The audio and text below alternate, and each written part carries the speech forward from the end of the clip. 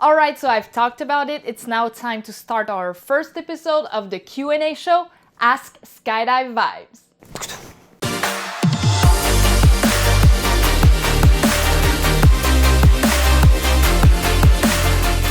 Hey there, this is Catherine Bernier from Skydive Vibes, sharing the passion of skydiving and helping you become a better skydiver. So if you're new here, consider subscribing not to miss our weekly videos all about skydiving. Alright, so since I've started this YouTube channel, I've had a lot of questions on my different social media profiles about skydiving. And when some of them are not necessarily deserving a full-blown video, I still wanted to answer them, and since I was taking the time to answer them, why not share those answers with everyone, because everyone can learn from those. Jonathan767 asks, I was told to purchase a new container and a used canopy, and that 3 size decrease of the canopy was fine.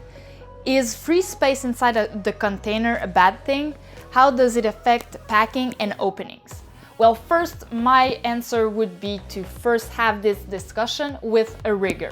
Those guys are certified and they know best the gear you're jumping with, so make sure to find the rigger who's deserving your drop zone and ask him about that. But that being said, here are some tips. So first, the container manufacturers are providing charts of canopy sizes you can put in them. And most of the time we notice that they are talking about 2 sizes. And I know I did that myself. We always want to stretch out our container the most possible. And the reason is it's expensive. But I would really stick to the manufacturer's recommendations. They know best about their gear. You also got to consider that a max fit will be way harder to pack when a loose fit can be easier but can bring other issues in openings, just like line twists. Also, if the canopy is really too small, you might need to adjust the closing loop, and this brings us back to a rigger. So make sure you have this specific discussion with a rigger. They know best and they will be able to answer you. Marty Lay asks, what are all the different skydive disciplines?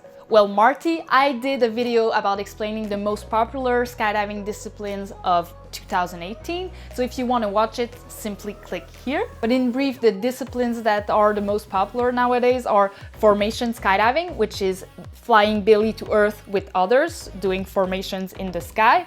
We have free flying, which is flying in any other position than belly to earth, so head up or head down. Vertical formation skydiving is basically doing formations but in free fly. We can also think about wingsuit. Canopy piloting is also very popular. Another one is the crew, which is formation under canopy, and so on and so on. Just watch the video and you'll have all of those. Oleg Patonenko asks, your to-do list just after canopy opening. Alright, so the first thing I personally do after opening, I check my canopy, make sure it's there, it's square, and I can fly it properly. Then I use my back risers to orient the canopy towards the drop zone. I then open my helmet visor. Next, I collapse my slider and bring it down behind my head. And the reason is that I want to protect my lines. Because if you keep your slider flipping through the air at your lines level, well, the lines will tend to wear faster. So you want to make sure to bring the slider down behind your head, not to block your visibility, so that the grommets are around the risers instead of the lines. Next, I loosen my chest strap. And a trick I learned about to do it easier is simply to bring your rig together and then grab the locking mechanism of the chest strap and then pull it apart. This way I'm loosening my chest strap, and this gives a better shape to the canopy, helping it to fly at its full potential. Then if I wear booties, I'm making sure to remove them. I prefer not to have them upon landing, just to make sure that if I need to run, I will be able to do so. But surprisingly, I did a survey on my Facebook page, and the majority of people were actually keeping those booties on. So I guess it's a personal choice. And then, and only then, I grab my toggles and start to fly my canopy. Patoe Lozwa asks, what is your favorite DZ? Simple, I must say my heart is with my home DZ, so Parachutisme Atmosphere in Quebec, Canada. So check it out if you want to come visit. I'll be glad to jump with you guys. Raven asks, may I add a skyhook on a parachute that doesn't have one? and who can do that. So a skyhook is a MARD system, a main assisted reserve deployment. So this system is getting popular and many container manufacturers are now designing their own MARD system.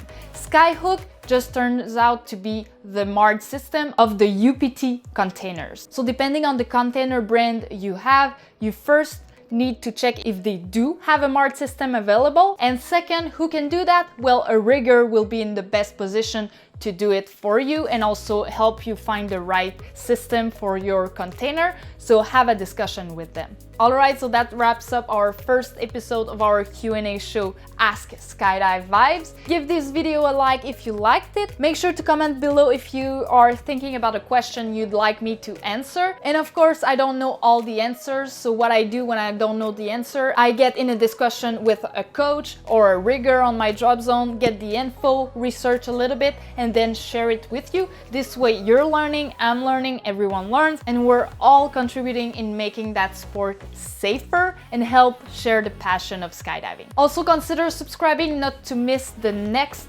episode of our Q&A show. And on that, keep jumping, stay safe, and blue sky.